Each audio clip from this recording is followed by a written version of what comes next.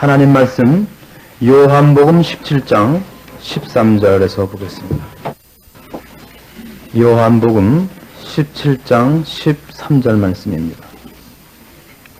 지금 내가 아버지께로 가오니 내가 세상에서 이 말을 하옵는 것은 저희로 내 기쁨을 저희 안에 충만히 가지게 하려 함이니라. 13절 말씀 한 절을 봉독했습니다. 17장 13절에 있는 말씀 중에 주님께서 내 기쁨을 저희 안에 충만히 가지게 하려 함이라는 이 말씀을 오늘 내용으로 삼아서 이 말씀 속에 있는 우리를 향하신 약속들과 마땅히 누려야 할 이 기쁨들을 확인하고자 합니다. 주님의 생애를 보면 그의 생애 속에 웃으셨다는 기록이 없습니다. 민망히 여기시고 불쌍히 여기시고 슬퍼하시고 우시고 하는 것들은 있어도 기뻐하신 것 같은 표현은 별로 안 나타나는 것이 사실입니다만은 뜻밖에도 주님께서는 언제나 그의 평안과 그의 기쁨을 우리에게 약속하시고 또 거기서 한 번도 흔들리신 적이 없는 것을 발견하게 됩니다. 신앙인들이 오늘날 가장 크게 관심을 갖고 있는 것 중에 하나가 이 기쁨이고 복이고 승리고 그렇습니다만은 어떻게 된 셈인지 신자들을 만나봐도 기쁨 속에 있거나 승리하고 있거나 평화로운 사람들을 만나기가 어렵습니다. 그건 일단 표정에서부터 그렇습니다. 표정이 저같이 밝은 사람을 제가 아직 본 적이 없어서 더더욱 그런 느낌이 듭니다. 우리가 기억해야 될 것은 주님께서 우리에게 약속하신 기쁨이라든가 복, 평안이라는 단어들을 우리는 너무 세상적 차원에서 찾고 있기 때문에 그렇습니다. 이건 분명히 우리가 생각하는 것하고는 다르고 정의를 내리기에 세상적인 언어를 도입했을 뿐이지 내용상으로는 본질상으로는 영적인 문제이기 때문에 그렇습니다.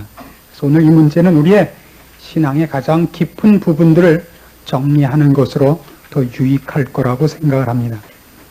주님께서 이 기쁨을 약속하시는 것을 이제 우리가 다른 성경 구절 몇 절과 연결해서 도대체 그 핵심이 무엇인가 하는 것을 먼저 이렇게 좁혀 들어가야 되겠습니다. 15장 말씀으로 가십시다. 요한복음 15장 9절 말씀입니다. 아버지께서 나를 사랑하신 것 같이 나도 너희를 사랑하였으니 나의 사랑 안에 거하라. 내가 아버지의 계명을 지켜 그의 사랑 안에 거하는 것 같이 너희도 내 계명을 지키면 내 사랑 안에 거하리라. 내가 이것을 너희에게 이름은 내 기쁨이 너희 안에 있어 너희 기쁨을 충만하게 하려 함이니라. 이게 아주 꼭 같은 본문이 하나 있기 때문입니다. 주님의 기쁨이 우리 안에 충만케 위하여 주님께서 우리에게 권유하시는 것은 주의 사랑 안에 거할 것입니다. 근데 주의 사랑 안에 거하는 것이 뭐냐면 내가 아버지의 사랑 안에 거하는 것 같이입니다. 내가 아버지의 사랑 안에 거하는 것까지 너희가 내 사랑 안에 거하라. 그러면 내 기쁨이 너희 안에 충만하리라 이겁니다. 그래서 여기 요한복음 15장 9절에서 지금 읽은 11절에 있는 말씀이나 오늘 우리 17장 13절에 있는 말씀이나 사실은 같은 내용인 것을 살펴보게 됩니다. 17장으로 돌아와 보시면 17장은 이런 식으로 설명이 됩니다. 10절 말씀부터 봅니다. 내 것은 다 아버지의 것이요 아버지의 것은 내 것이었는데 내가 저희로 말미암아 영광을 받았나이다.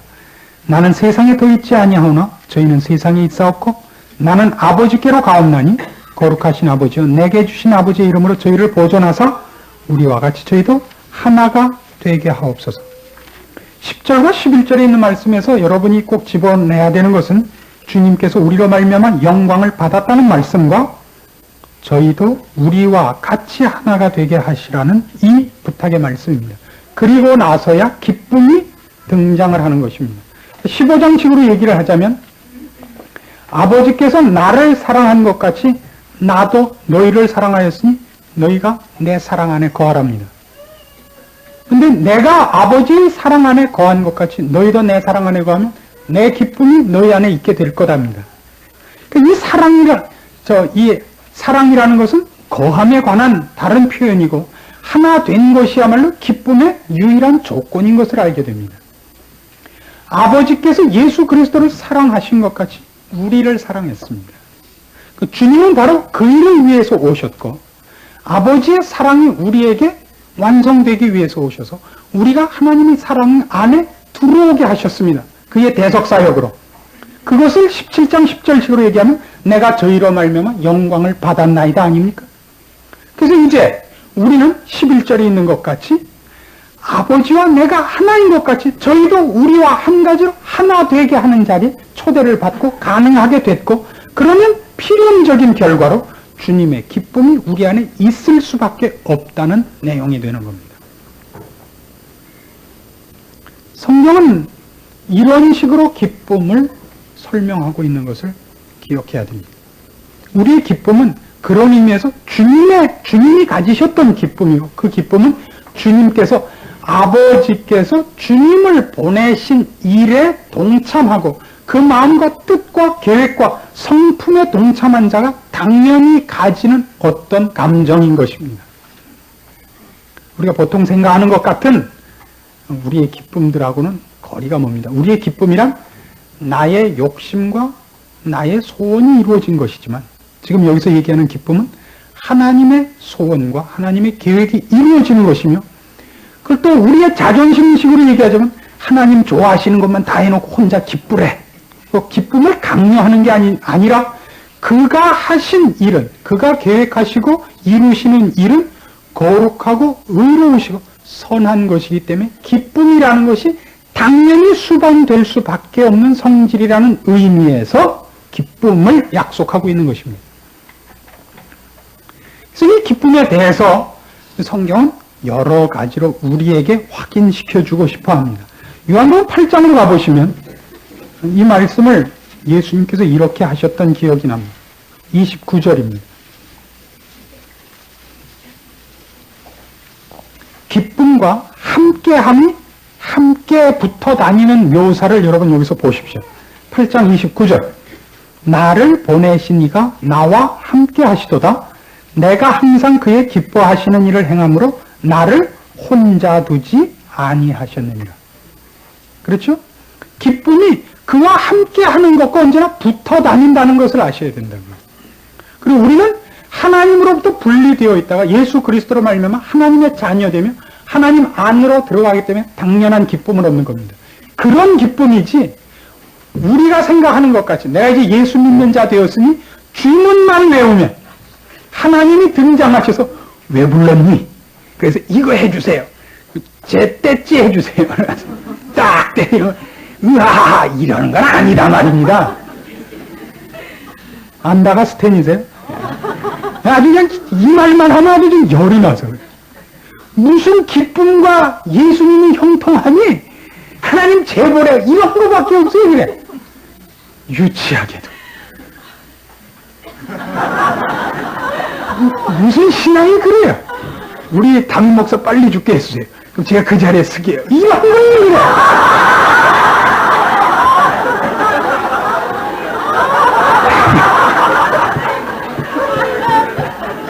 모르는 줄 알아요, 제가. 다 알고 있어요. 얼굴에 써있는데요, 얼굴에. 오래 살 건 아니지만, 그래도 기대하는 것 같이 일찍 죽지는 않을 거예요. 그래서 우리의 기쁨이라는 건 전혀 다르습니다. 요한복음 4장으로 가보시면, 예수님께서 이렇게 표현하신 걸 보셔야 됩니다.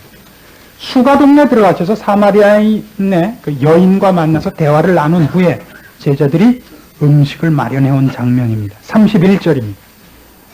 그 사이에 제자들이 청하여 가로되 라삐어 잡수소서 가라사대 내게는 너희가 알지 못하는 먹을 양식이 있느니라. 이걸 양식이라고 표현했다는 건 얼마나 놀라운 겁니다. 이것이 그분의 삶의 연장의 요소입니다. 그분이 이 세상에서 존재해야 되는 것에 그 존재의 에너지예요. 존재의 동력입니다. 이것 없이는 존재하지 못합니다. 이걸 하기 위해서 존재한다는 것만으로도 이 설명은 부족하단 말이에요. 이것으로 살아요. 이것 때문에 살고 이것을 위해서 사는 게 아니라 신자란 이런 사람이어야 됩니다. 그의 존재가 바로 이런 영역과 이런 본질과 이런 원리와 이런 것으로 만들어지고 움직여지고 그것으로 힘을 얻는 자여야 됩니다. 그 신자의 존재라는 것은 뭐 일단 살아놓고 보자라는 신앙을 가지면 X입니다. 이런 데서 아주 대표적인 성경이 하박국서입니다. 또 하박국 찾으려면 뭐 한참 걸리시게 생겼습니다. 그래서 한번 잘 찾아보세요. 구약에 있어요. 딴 데 가지 마시고. 구약 성경 1302페이지입니다. 이 하박국서가 재미있는 것은 그 주제가 이 신앙 문제에서 아주 그 근본적인 문제를 다루는 것이기 때문에 재미있습니다. 2절 말씀부터 봅니다. 여호와여 내가 부르짖어도 주께서 듣지 아니하시니 어느 때까지니까 내가 강포를 인하여 외쳐도 주께서 구원치 아니하시나이다. 어찌하여 나로 간악을 보게 하시며 패역을 목도하게 하시나이까. 대저 겁탈과 강포가 내 앞에 있고 변론과 분쟁이 일어났나이다. 이러므로 율법이 해이하고 공의가 아주 시행되지 못하오니 이는 악인이 의인을 에워쌌으므로 공의가 굽게 행함이니이다. 하박국 선지의 질문은 이겁니다. 왜 하나님이 계시고 하나님이 선하시고 의로우신데 세상 돌아가는 걸 이대로 방치하십니까? 왜 악당들이 설치는 걸 놔두며 의로운 자들이 악인들에 의해서 고난당하는 걸 놔두십니까? 오늘날도 그렇지 않습니까? 그래서 오늘날도 많은 신자들이 세상에 나가면 악당으로 살기로 결심을 합니다. 주일날만 신자가 되고 나가면 의인으로 살아갖고는 도무지 안 되니까 악당으로 살기로 결심을 해서 이제는 그게 아주 만연된 기분입니다. 신자답게 사는 모습을 거의 찾을 수 없게 되지 않았나 싶습니다. 그렇게 요구하면 언제나 너무나 떳떳이 이렇게 대답합니다. 그래갖고 어떻게 살아요? 요땅으로 대답하시는 걸 겁을 안 냅니다. 언제부턴가. 그건 정말 그래서는 안 되는 건데 신자란 그렇게 대답해서는 안 됩니다. 하나님이 이렇게 대답하십니다. 5절 이하에 여호와께서 가라사대 너희는 열국을 보고 또 보고 놀라고 또 놀랄지어다. 너희 생전에 내가 한 일을 행할 것이라 혹이 너희에게 고할지라도 너희가 믿지 아니하리라. 보라 내가 사납고 성급한 백성 곧 땅의 넓은 곳으로 다니며 자기의 소유 아닌 거할 곳들을 점령하는 갈대아 사람을 일으켰나니 그들은 두렵고 무서우며 심판과 위령이 자기로 말미암으며 그 말은 표범보다 빠르고 저녁 이리보다 사나우며 그 기병은 원방에서부터 빨리 달려오는 기병이라 마치 식물을 움키려 하는 독수리의 나름과 같으니라. 그들은 다 강포를 행하러 오는데 앞을 향하 나가며 사람을 사로잡아 모으기를 모래같이 많이 할 것이요 열왕을 멸시하며 방백을 취소하며 모든 견고한 성을 비웃고 흉벽을 쌓아 그것을 취할 것이라. 그들은 그 힘으로 자기 신을 삼는 자라. 이에 바람같이 급히 몰아 지나치게 행하여 득죄하리라. 질문이 뭐라 그랬다고요? 하나님 어떻게 이대로 놔두십니까? 왜 악당들이 더 성하는 걸 놔두시고 선한 자들이 어려운 일을 당하는 데 내버려 두십니까? 하나님 대답이 이것입니다. 아직도 멀었다. 더 할 것이다. 악은 더 기승을 부릴 것이요. 죄는 더 심해질 것이요. 악당들이 더 득죄하고 더 나서서 선한 사람들을 더 괴롭히고 더 엉망진창으로 세상은 굴러가리라. 그래서 하박국 선지가 처음에 질문하다 놀라가지고 그 12절 이하에 이런 반문을 합니다. 하나님 그런 분이 아니시지 않습니까? 하나님은 의로우시고 선하시고 죄를 놔두시지 않는 분이지 않습니까? 그런데 왜 이렇습니까? 2장 4절에 답이 나옵니다. 유명한 구절이니까 꼭 기억하십시오. 보라, 그의 마음은 교만하며 그의 속에서 정직하지 못하니라. 악당들은 이렇게 살 것이래요. 그러나 의인은 그 믿음으로 말미암아 살리라. 예수님이 자꾸 갑자기 믿음이 등장하죠. 믿음은 보지 못하는 것에 대한 증거입니다. 우리는 하나님이 계신 것과 이 세상이 어떻게 끝날 것인가를 알고 있으며 내세가 있음을 알고 있으며 하나님 앞에 모두가 심판대 앞에 설 것을 알고 있습니다. 하나님이 좋아하시는 것이 무엇인지 알고 있으며 어떻게 구원 얻는지 알고 있으며 하나님이 의롭고 선하고 거룩하심을 다 알고 있습니다. 그러나 우리가 지금 몸담고 있는 세상, 우리의 환경과 조건은 그렇지 않습니다. 싸움은 이겁니다. 눈에 보이는 대로 타협할 것이냐? 약속을 따라 믿음을 지켜 싸울 것이냐? 핵심은 이겁니다. 환경과 조건을 개선해 준다는 약속이 성경에 없습니다. 그것으로 인한 기쁨도 없습니다. 신앙의 기쁨은 환경과 조건을 개선해 주는 것으로 약속된 적이 없습니다. 예수 믿으면 누가 잘 된다 그래도 데리고 와보세요. 예수 믿어서 공부하는 아들이 학교 들어가는 예가 어디 있습니까? 기도했더니 병이 낫는 예가 어디 있습니까? 그건 없습니다. 있지요? 있습니다. 그렇게 해야 하나님이 복의 근원이며 나를 사랑하는 것을 그걸로밖에 깨우칠 수 없을 때는 있습니다. 그것은 목적이 아닙니다. 그럼 도대체 순교가 설 자리가 어디 있습니까? 신앙의 최고의 경지인 순교가 왜 필요합니까? 그렇다면 돈 나와라 뚝딱, 아들 나와라 뚝딱 하면 다 되는데 뭐 때문에 순교가 필요해집니까? 왜 믿음이 필요해집니까? 우린 다 지금 뭐가 부럽습니까? 신앙의 깊은 경지보다 그게 좋죠. 주식없어서 그러면 척 주는 게 좋죠. 전부 유치원 아닙니까? 남포 유치원. 무슨 유치원? 이게 무슨 표시죠? 유치원 표시는 완전히 십자가가. 서울에는 유치원도 많다. 무슨 제일 유치원, 무슨 중앙 유치원. 몽땅 유치원이죠. 아무도 신앙적으로 이렇게 깊은 자리에 오는 것을 거부하고 있습니다. 왜요? 신앙인이 아니기 때문입니다. 그래서 우리는 아무도 기쁨과 평강을, 주님이 가지셨던 이 기쁨과 평강을 소유하지 못하는 자들이었습니다. 좀 만나기만 하면 으르렁 되죠. 제가 신방 가기를 두려워하는 일 중에 하나가, 가기만 하면 목록을 작성해놓고 저한테 들이댑니다. 왜 이것도 안 되고 이것도 안 되고. 하나님은 참 이상해요. 전 서로 당신 참 이상하외다. 그걸 하나님한테 묻소. 예수를 30년씩이나 믿었다며. 유치원을 30년 다닌 거죠. 유치원은 원래 영아반하고 유치반밖에 없는 걸로 알고 있는데, 우리는 장년반도 있고 노년반도 있고 고급반도 있습니다. 유치원 고급반. 유치한 걸 쓸게 내는 반이죠. 신앙이 이 영역에 들어오는 것들.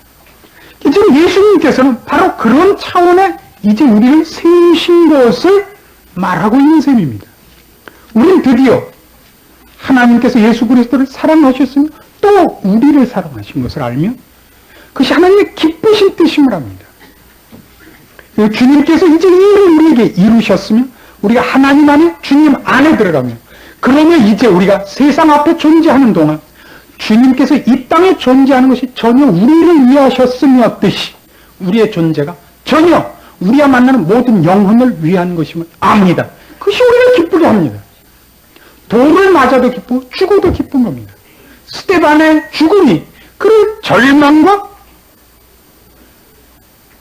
자살로 끌고 간 것이 아니라 그에게 돌을 던지는 자들을 향해서도 하나님의 은총을 구하는 자리에 있게 했듯이, 주님께서 십자가상에서도 그를 십자가에 못 박은 자들을 위해서 기도했듯이 그의 평안과 기쁨은 영원한 것입니다. 우리도 그렇습니다. 우리도 그렇습니다. 17장으로 가셔서 어떻게 주님께서 그의 자리에 우리를 대치시키고 있는가를 좀 보아주시기 바랍니다. 17장 8절입니다.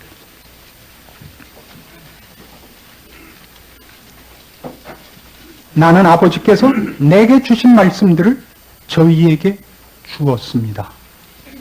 주님이 받은 말씀을 우리에게 주었습니다. 13절 오늘 본 본문입니다. 내 기쁨을 저희 안에 줍니다. 16절 내가 세상에 속하지 아니함 같이 저희도 세상에 속하지 않습니다. 18절 아버지께서 나를 세상에 보내신 것 같이 나도 저희를 세상에 보냅니다. 19절 내가 나를 거룩하게 하오니 이는 저희도 진리로 거룩함을 얻게 하려 함이니이다. 22절 내게 주신 영광을 내가 저희에게 주었습니다. 26절 내가 아버지 이름을 저희에게 알게 하였습니다. 또 나를 사랑하신 사랑이 저희 안에 있고 나도 저희 안에 있게 하려 함입니다. 예수 그리스도께서 지금 자신이 가진 어떤 지위와 어떤 하여튼 그분이 가지신 모든 특권들을 우리에게 고스란히 넘겨주고 있는 인상을 갖지 않습니까? 그 중에 하나가 기쁨인 것입니다. 그리고 기쁨이라는 다른 목록으로 읽기보다는 지금은 기쁨이 다른 내용물로서 약속되기보다 지금 주님께서 서신 지위와 서신 그 자리를 우리에게 넘겨주면 기쁨은 필연적인 결과가 된다는 약속이기도 하는 것입니다. 우리 그렇게 써야 됩니다. 주님께서 이 땅에 사신 것이 하나님의 계획의 증언이고 또 그 일을 이루시는 것이고 하나님의 하나님 되심을 그가 그대로 드러내는 자였던 것 같이 신자의 존재와 삶은 그것이 하나님의 뜻을 이행하는 것이요. 그를 보는 자가 주님 말씀하신 것 같이 나를 본 자는 아버지를 보았다 라고 얘기할 수 있어야 되는 겁니다. 그것이 신자의 존재입니다. 우리는 세상의 환경을 바꾸려고 있지 않고 그렇게밖에 살 줄 모르는 자들을 나를 봄으로 말미암아 하나님을 보며 빛을 보며 생명을 보며 그 향기를 맡도록 하기 위하여 서 있는 것입니다. 우리는 뭘 원하고 있죠? 이제 알게 된 하나님, 이제 알게 된 기도로 내 환경을 다 좋게 만들어서 나는 가만히 있어도 되게 해달라는 거죠. 제가 욕 안 하는 걸 그저 감사히 생각해요. 이건 욕을 먹어도 한 일주일 합숙하면서 욕을 먹어도 부족한 대목입니다. 모든 신앙인들의 기도는 이거밖에 할 줄 모른다는데 큰 병이 있는 겁니다. 희생도 없습니다. 그에게 기쁨도 없습니다. 이런 거룩한 욕심도 없는 겁니다. 오직 하나, 나태와 안일과 자기 욕심으로 부리는 은석밖에 없습니다. 돌이키십시오. 신앙이란 그런 것들이 아닙니다.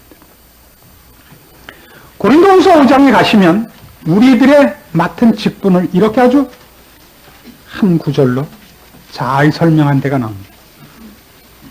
5장 18절 말씀입니다.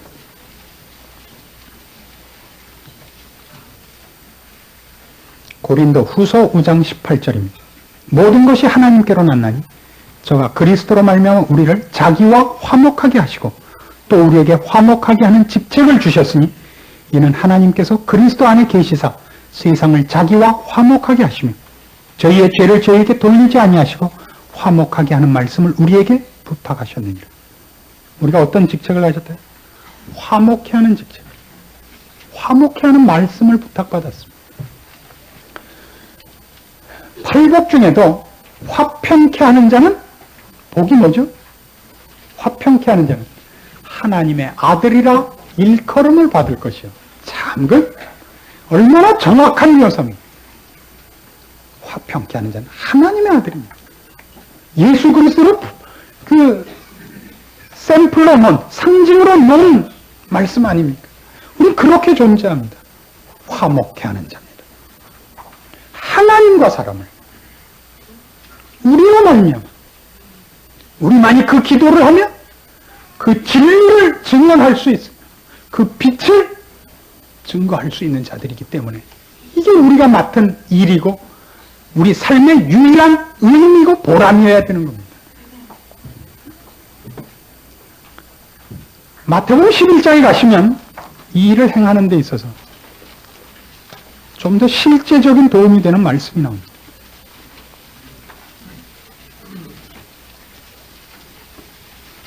(28절) 말씀입니다. 이제 여러분의 신앙을 이 말씀에 비춰서 이제 분명히 방향 잡고 분명히 결정해야 될 말씀이 됩니다. 11장 28절 수고하고 무거운 짐진 자들아 다 내게로 오라. 내가 너희를 쉬게 하리라. 나는 마음이 온유하고 겸손하니 나의 멍에를 메고 내게 배우라. 그러면 너희 마음이 쉼을 얻으리니 이는 내 멍에는 쉽고 내 짐은 가벼움이라. 기독교를 수고하고 무거운 짐진 것 다 가지고 오면 쉬게 하는 데라고 쉽게 생각하셔서는 안 됩니다. 왜냐하면 여기 예수님께서 대신 져주겠다고 약속한 적은 없기 때문입니다. 짐 지는 법을 가르쳐 주시겠다 그럴 뿐입니다. 재미있는 묘사죠. 여러분 등산 갈 때, 겨울 등산을 가면 춥기 때문에 뭐 방한복도 여러 개 가져가야 되고 안에 침구도 가져가야 되고 그래서 짐이 많습니다. 그리고 뒤에서 보면 이 머리가 보이지 않게 짐을 지고 갑니다. 그때 무거운 짐과 가벼운 짐을 어떻게 넣어가는 것이 편합니까? 무거운 게 위에 들어갑니까? 밑에 들어갑니까? 무거운 걸 위에 놓습니다. 모르면 가만히나 있으면 중간은 가죠. 무거운 걸 밑에 넣으면 허리를 잡아다닙니다. 위에다 실어야 어깨에 걸려서 교회 나오면 이익이 많아요. 목사님 말을 들으면 자다가도 떡이 생긴다. 그런 속담이 다 있습니다. 어깨에 걸린다고. 무거운 걸 위에 집니다. 예수님 지금 그런 걸 가르쳐 주시는 겁니다. 내 짐을 지고 내게 배우라. 그러면 너희 마음이 쉼을 얻으리니 이는 내 짐은 내 멍에는 쉽고 내 짐은 가볍기 때문이다. 이 말이 재미있습니다. 예수님이 진 짐은 십자가입니다. 그것이 어떻게 쉽고 가볍습니까? 주님께서 그 짐이 얼마나 어려우시면 잡히시기 전날 밤에 어떻게 하셨죠? 3번이나 기도를 하나님께 따로 아뢰었어야 됐습니다. 그 일 때문에 오셨음에도 불구하고 할만하시거든 이 잔을 비켜달라 그랬었습니다. 그때 흐르는 땀이 땅에 떨어지는 피와 같았다 그럽니다. 그럼에도 불구하고 예수님께서는 이것을 우리에게 내 멍에는 쉽고 내 짐은 가볍다 그럽니다. 무슨 뜻이냐면 이 짐 자체가 어렵지 않다는 것이 아니라 그 짐을 지는 마음이 다르기 때문입니다. 너는 마음이 쉼을 얻는다요. 짐은 짐 자체로 문제가 되는 것이 아니라 그 짐을 지는 자세에 있는 겁니다. 억울하면 10원이라도 사람을 죽인다고요. 억울하면. 별것 아닌데 억울하면 큰 싸움이 되죠. 차를 타고 가다 요새 접촉사고가 많이 있지 않습니까? 툭 건드렸어요. 보니까 멀쩡한데 내다보고 말을 이렇게 해서는 너 괜찮네 이렇게 하면 안 됩니다. 죄송합니다. 뭐 어떻게 된 데는 없습니까? 이렇게 아이 괜찮군요는 저쪽에서 해야죠. 권리자가. 괜찮네. 괜찮은지 안 괜찮은지 어떻게 아시오? 가봅시다. 이거 순전히 그 다음 싸움 때문에 생긴 거라고요. 접촉사고 때문에 생긴 게 아니라 우리 마음의 문제라고요. 우리는 억울하기 때문에 짐이 언제나 무거운 겁니다. 예수님 지금 그렇게 대답하시는 겁니다. 나는 마음이 온유하고 겸손하기 때문에 그 짐이 안 무겁다 이겁니다. 그 일이 억울하지 않은 일이란 말이에요. 주님이 십자가 진 걸 우리가 생각하면 얼마나 억울합니까? 예수님 그게 안 억울하답니다. 왜요? 그는 아버지의 뜻을 따라 그의 기뻐하시는 일을 하러 왔으며 아버지와 하나 되신 분 아닙니까? 그 사랑 안에 거하며 그의 계명을 지켜 그의 사랑 안에 거한 분이며 그의 기뻐하심을 입은 자며 그것이 그의 기쁨이기도 한 분입니다. 거기에 우리를 초대한 겁니다. 신자란 이겁니다. 그의 삶의 전 영역, 아니 존재 자체가 이것 하나 때문에 있어야 됩니다. 예, 우린 억울할지 모릅니다. 우린 당할지 모릅니다. 고통과 슬픔과 억울함과 어쩌면 오욕을 당할지도 모릅니다.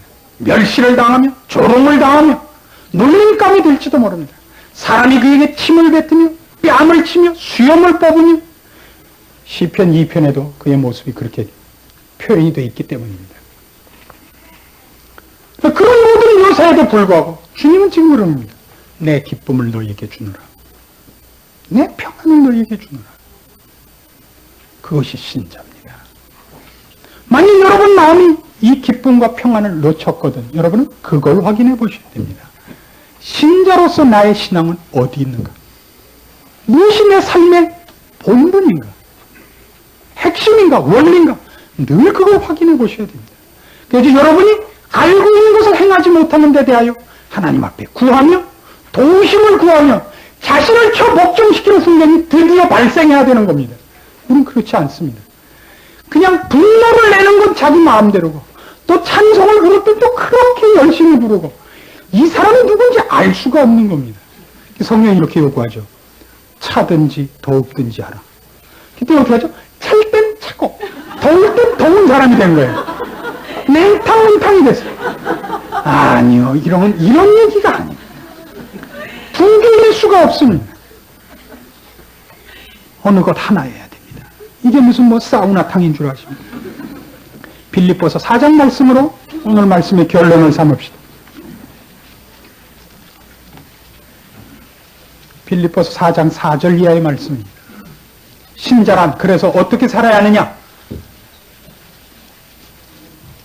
주 안에서 항상 기뻐하라. 내가 다시 말하노니 기뻐하라. 너희 관용을 모든 사람에게 알게 하라. 주께서 가까우시니라.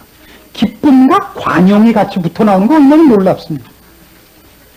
보통 우리의 기쁨이라는 건 지가 하고 싶은 대로 다 한 것이 된 흔쾌한 마실 때 나오는 거 아닙니까? 관용이란 말이 좋아서 관용이지 약자니까 참는 거 아닙니까? 굴욕을 감수하는 것 아닙니까? 어떤 의미에서? 거기 왜 기쁨이 붙어 나옵니까? 우리만이 가진 자입니다. 우리만이 생명의 증인입니다. 우리만이 하나님 안에 초대를 받은 자입니다. 우리만이 빛을, 생명을, 진리를 소유하고 또 증거하는 자입니다. 우리는 뺏겨도 뺏길 수 없는 것을 갖고 있으며 방해할 수 없는 존재자들입니다. 그의 향기를 시야를 가린 것으로 막을 수 없듯이 우리의 존재를, 우리의 가치를 어느 누구도 방해할 수 없습니다. 그것이 기쁨입니다. 그 세상이 우리를 협박하고 막고 방해하는 것으로 떨지 말라 말입니다. 억울해하지 마십시오. 관용입니다. 이게 관용입니다. 아무것도 염려하지 말고 오직 모든 일에 기도와 간구로 너희 구할 것을 감사함으로 하나님께 아뢰라. 염려하지 말라는 말이 왜 붙는지 아시겠죠? 그리하면 모든 지각에 뛰어난 하나님의 평강이 그리스도 예수 안에서 너희 마음과 생각을 지키시리라. 여러분의 마음과 생각을 바로 이 하나님의 평강에다 맡기십시오. 십자가가 실패의 길이 아닙니다. 돌 맞아 죽어도 그것으로 망하지 않는 인생이라는 걸 기억하십시오. 우리는 그렇습니다. 우리는 세상적으로 싸우려고 하고 세상의 것을 목표로 해서 쓸데없는 싸움에 우리의 시간과 정력을 낭비하고 있을지도 모릅니다. 여러분이 누굽니까? 신자입니까? 아닙니까? 스스로에게 물으시고 여러분의 삶의 방법과 원리들을 다시 한번 말씀을 통해서 정리하시기를 바라는 겁니다. 기도하십시오. 하나님 아버지 은혜를 감사합니다. 우리의 이 자리, 이 지위가 얼마나 놀라운 것입니까? 하나님의 아들이라 일컬음을 받고 있습니다. 그러나 우리에게 화목해 하는 것, 화평케 하는 것, 아니 내 안에 평강마저도 이렇게 드문이 놀랍기만 합니다. 우리의 가련한 것, 벌거벗은 것, 우리의 가난한 것들을 돌아보게 하시옵소서. 차지도 않고 돕지도 않은 이 뜨뜻미지근한 신앙에서 주님 앞에 우리의 신앙을 다시 한번 아뢰며 도우심을 구하여 하나님의 아들로 딸로 제대로 신앙생활을 할 수 있도록 다시 한번 힘주시고 간섭하여 주시옵소서. 주의 이름으로 사는 기쁨과 그 승리와 그 기적을 우리 삶 속에서 누리게 하소서. 주님께서 이 땅을 살아가신 그 모습을 본받게 하시며 그 기쁨이 우리를 주관하게 하시며 그 평강이 우리를 인도하게 하시옵소서. 그리하여 주의 자녀로 사는 이 삶의 비밀을 우리도 경험케 하시며 그리하여 진정한 감사와 찬송이 이 교회에 넘치게 하시옵소서. 예수님의 이름으로 기도합니다.